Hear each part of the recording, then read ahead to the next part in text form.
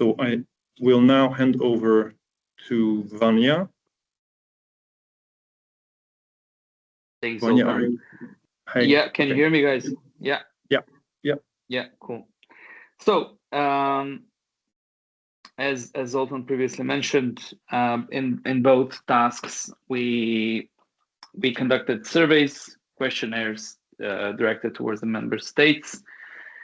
The first survey was part of the deliverable 4.1, which was, if I remember correctly, the first deliverable to be submitted in the project.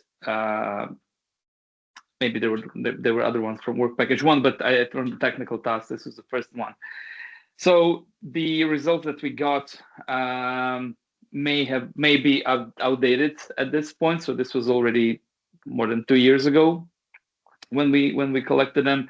But basically, what it showed was that they were, it would quite not unexpectedly, I would say, that there's a diverse there's a diverse range of implementation efforts by the member states when it comes to EHR systems.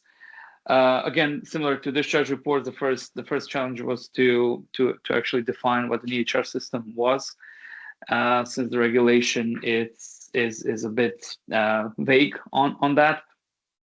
But when we based on literature reviews, when we kind of nail it down, we were asking the member states about different aspects of the EHR systems implementation.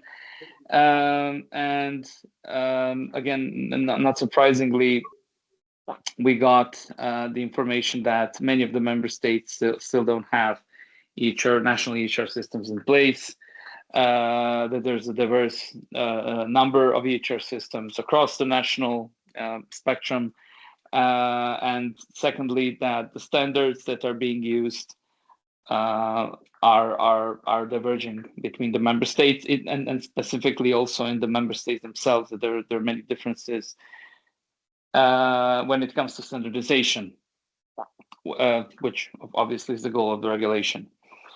So next slide, please. So one thing you also have to know is that when we were publishing this information, when we submitted 4.1, so this was quite a lot of time before, I think almost a year before the regulation was passed in the parliament. So again, also on that side, several things might be outdated. But one thing was emerging at that point in time, and this was the proxy services articles.